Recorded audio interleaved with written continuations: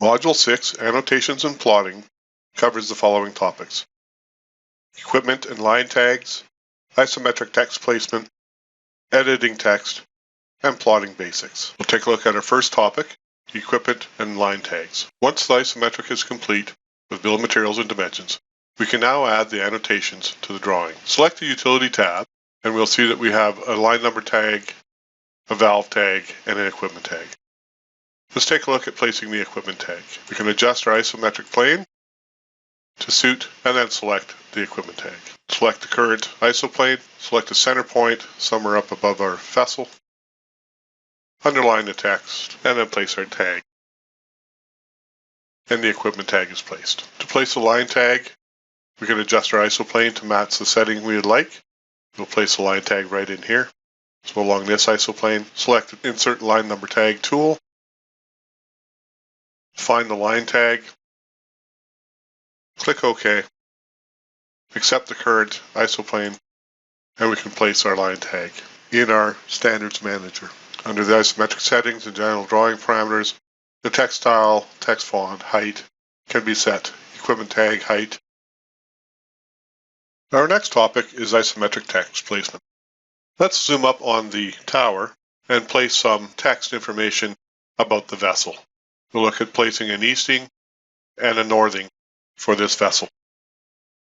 First, we can set our isoplane to match. So I'll start here and go this direction.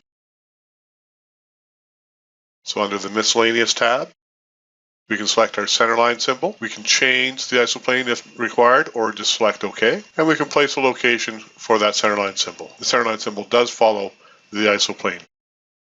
Let's now place the text. Click on the Text Styles tab and find the isoplane to match. And then pick a center point for our text. Place our text information. Let's look at placing the northing. I won't adjust my isoplane. I will go back to my miscellaneous and pick my centerline symbol. It does allow me to change my isoplane, so then I can change it. Pick a point over here, and there's my centerline symbol. Back to our text tab. We'll select our text tool. Pick a start point for the text, and put in our value. Let's add the rest of the text information, including our grade symbol, which is also under our miscellaneous. We can select our grade symbol.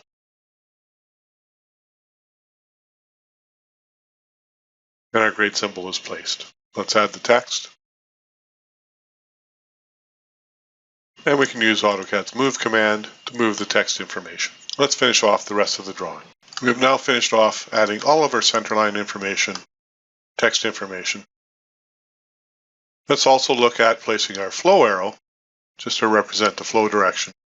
Also under our miscellaneous tab, pick the large arrow, pick our pipe, and it places an arrow in the direction. Either accept or reverse the direction. Let's place another one over here, and one more on our vertical.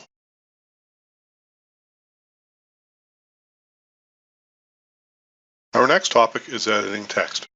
At any time, we can edit the text that we've placed on our normal text placement, our equipment tags, our line numbers, or even our borders information. Let's zoom up on our tower and edit the text.